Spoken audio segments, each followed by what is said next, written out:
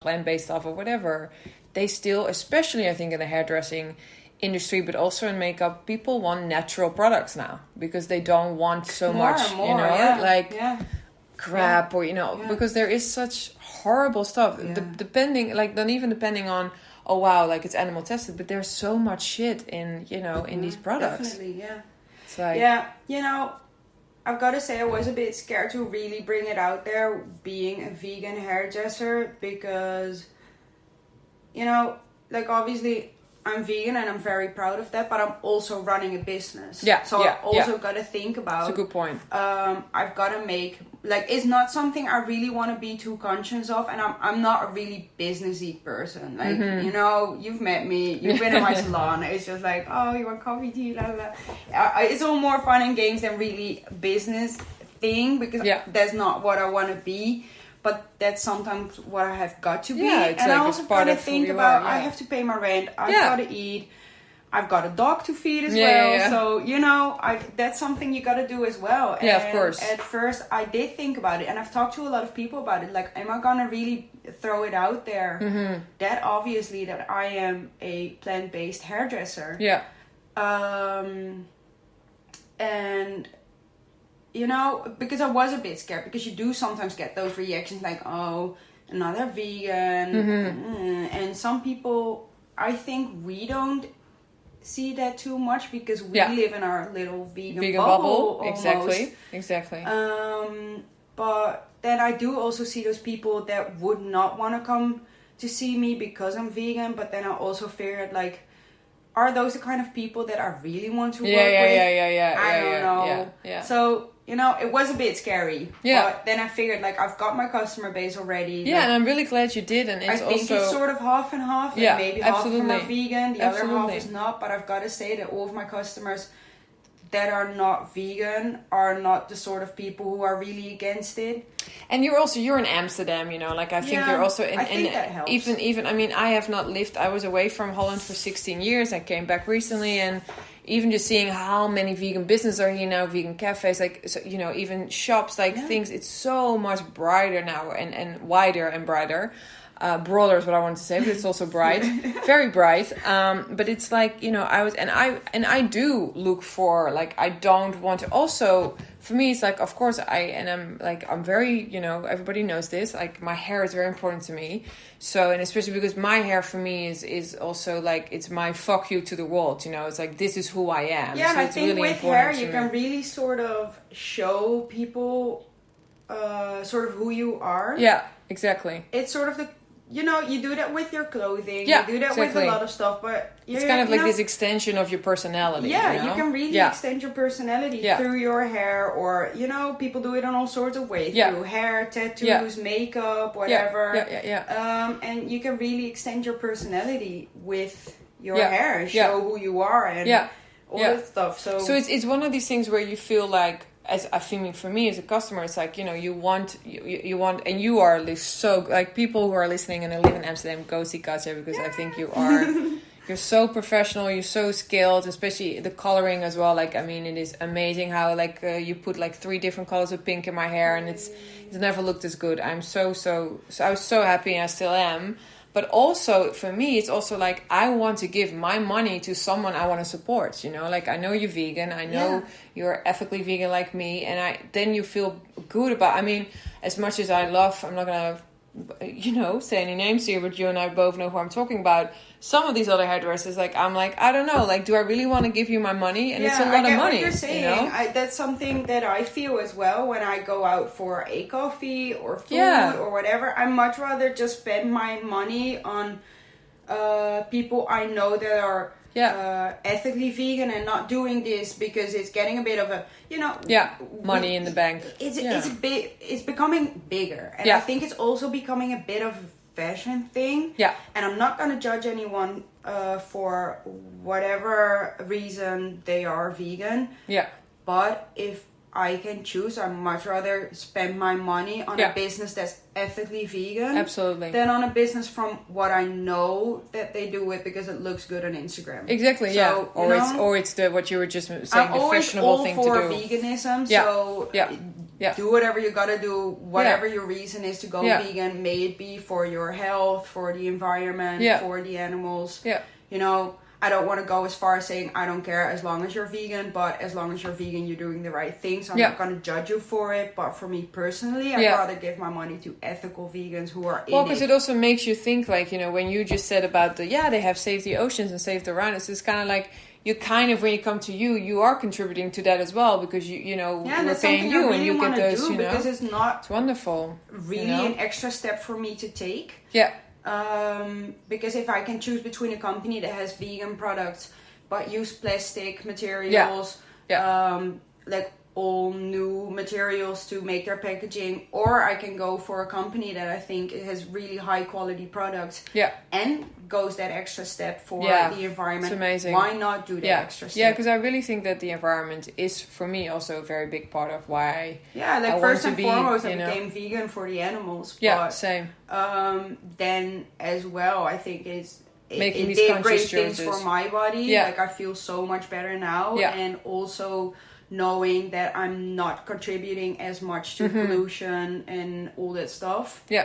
It's great. And another thing that you were mentioning that I really wanted to talk about on this podcast, because I feel it's such an important thing, is like you had this dream of your own salon, and you were also mentioning creating a space that is so inclusive where everybody feels safe. And it's I think something that I think we should really talk about, because it's not just about like, oh, I'm a vegan hairdresser, but you also really look at all communities that could come in, because I think, like, tell us a little bit, like, say again what you said to me about your dream, because it sounds so nice. Like right now I rent a chair, so I am self-employed, but I don't have my own salon yet, and I think there's a time and place for everything. I tried to set this up about 1.5 years ago when I had to move out of my former salon.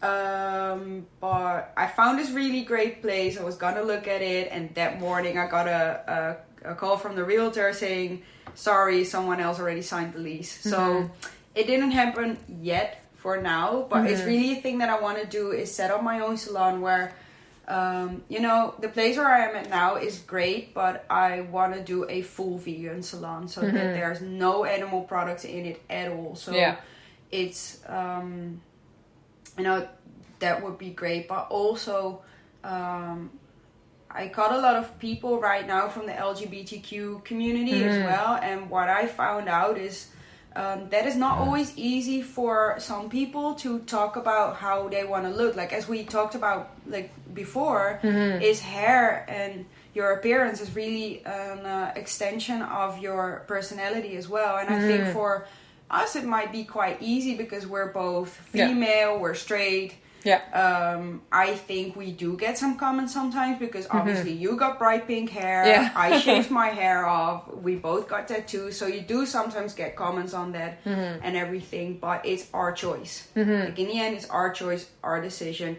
We decided to look like this, and if we would just let our hair grow out, dye it blonde, whatever, we would get no comments at all. But I think it's really or what I learned is that there's this whole community out there where that's not the case. So that's not there for them. And what I found out is that a lot of people don't really sort of feel they can be open to their hairdresser about what they want to look like. Like, I'm not gonna say any names. I don't want, you know, I want to keep this as anonymous as possible. But I had a customer coming in who started her transition from male to female. And obviously men can have long hair, do whatever they want to do, wear nail polish, I don't care. But I think we can all agree on that there's a difference between female long hair and male long hair. And if you do want to go to I think if you're transitioning into who you truly are, like being a female, you do want a different haircut than just a male long haircut. And I think it's really important that you can be open and honest about that to your hairdresser, because if you can't do that, you will walk out with a haircut that doesn't make you as happy as you could be. And for what I've learned now is that there's still a lot of anxiety about being open about that. And I don't think that should be the case. And I don't, I want to create a safe space for everyone just to be open and honest about what do you want to look like? Yeah. How do you feel? Like, how do you feel about your haircut? Like, what do you want to do? Yeah. And that you feel no restriction on telling me exactly what you want to do. Like, yeah. Because, honestly, I don't care. Yeah. Well, also, I think what you're saying is also like just opening up your heart and creating an open space that is inclusive. Because I think to everyone and everything. Yeah, and, because that would cause so much anxiety. I also became a vegan because I don't want to tell someone or like animals and non-animals, non-human animals. I want to just. Everyone should live their life as they want to live it. Yeah. So Either if you're human, if you're an animal.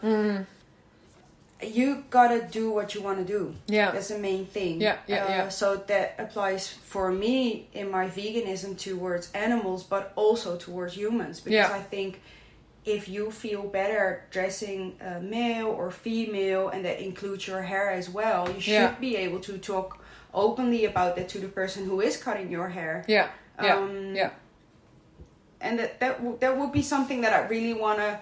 I think it's ridiculous that we still need those places. Yeah, unfortunate. Unfortunately, that is still the case that we need those places. Yeah. But I think it's also the society we live in, isn't it? Unfortunately, it's just this. People are being judged, and also I think it's causing anxiety for people to just walk into a normal hairdresser when that's And I think it's. As I said, it's absolutely ridiculous that is still the case, that people do feel that anxiety to just walk into any hairdresser and say like, hey, I want a really female haircut, or hey, I'm a woman but I want to shave my hair off and I want to look more like a male haircut. And like, don't get me wrong, I don't think anything is maybe either more male or female. Like, if you're a guy and you want to put nail polish on and you're straight or whatever, go for it. Do whatever you want to do. If you want bright pink hair, go for it. If you're a woman and you want to shave your hair off, go for it. I don't think that's especially male or female, but I think we all see that there's a slight difference sometimes in haircuts for guys and girls. And I think you should be able to be open about that.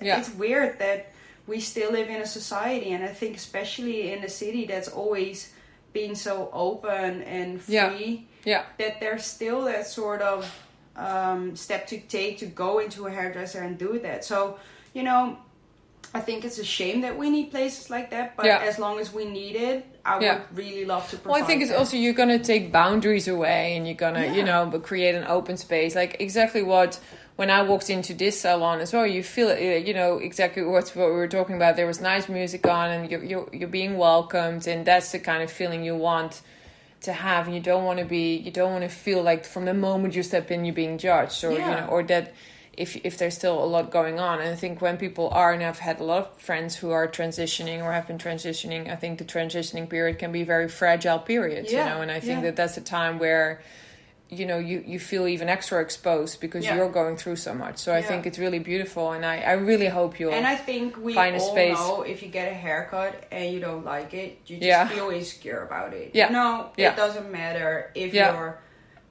really confident. If you're, it's always when you get a shitty haircut. You don't feel great about it. And I think especially in a period in time where you are sort of working on yourself, trying to find out who am I, what do I want to do, what do I want to look like, like what way do I want to go, and you get like a haircut that you don't like then, or you don't feel you can be open about, hey, I want to just walk out with great hair and Hollywood hair and Beyonce hair flip, it all works. It's a shame. But for as long as those places are needed, I would really love to be there for people. Yeah, totally. Because I think that's a beautiful thing about my job, is not just cutting hair. Of course. I became a hairdresser because at first I really liked the creativity of it. And you can go wild with colors and everything. But as I've been doing this job for a couple of years now, I really learned that you can make people feel beautiful, like when they have a shitty day or whatever, or if they're not really feeling too good about themselves, like the little thing that I can do you're empowering is people. cut and color your hair in a way that you love it. And I see people come in having a lesser day Yeah. At least walk out with a great smile on their face. Super happy. And that brings me so much joy as well. Yeah, it's beautiful. So if that's like a small thing you can do for someone else, why not? Yeah, I think it would be really amazing.